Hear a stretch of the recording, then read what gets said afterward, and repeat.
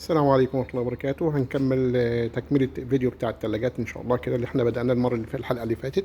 وادي عندنا برضو تلاجة تانية برضو من الانواع اللي احنا شفناها. عندنا تلاجة فيها ووتر ديسبنسر من بره، تبقى تلاجات مستوردة طبعا. ادي التلاجة دي مساحتها من جوه.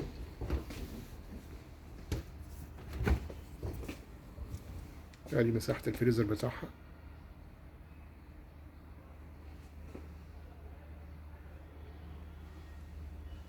وادي مساحة التلاجة من تحت، ودرج الخضار درج كبير قوي. ودي بالنسبة الباب بتاع التلاجة.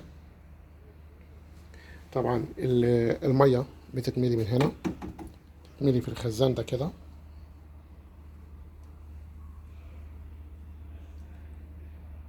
يعني التلاجة دي نو فروست وفيها درجين خضار. درج اهو مساحته، دي مساحة درج وده درج. تمام.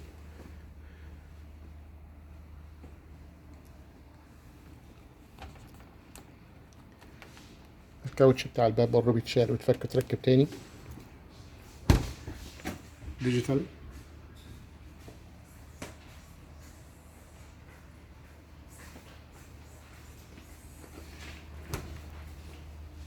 دي حنفية المية، في منها ألوان زي دي كده.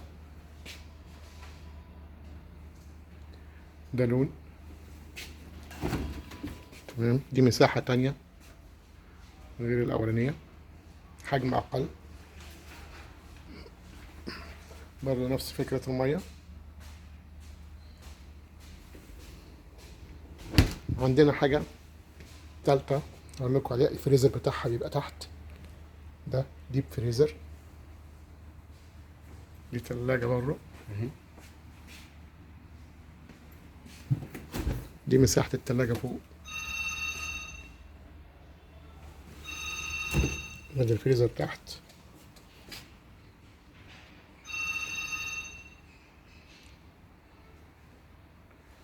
وعندنا حاجة تانية زي دي كده، بتبقى 4 باب، 2 باب فوق و2 باب تحت. اللي تحت ده فريزر، دي فريزر اهو. ادي مساحة التلاجة، 4 باب.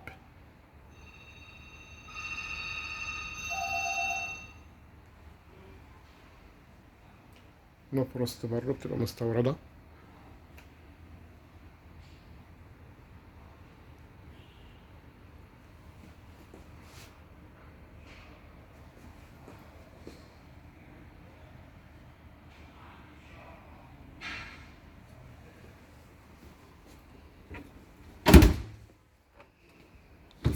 تمام.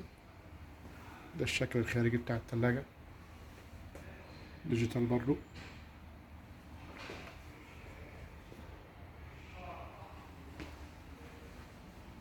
حاجة تانية برضو زي كده، اللون مختلف. دي برضو ادي التلاجات اللي احنا قلنا هنتكلم عليها. اتمنى ان يكون شرحت لكم كل المنتجات كده باستفاضة. لو في اي منتج حضرتك عايز تسأل عليه فممكن في التعليق تكتب لي وانا اقدر ارد على حضرتك.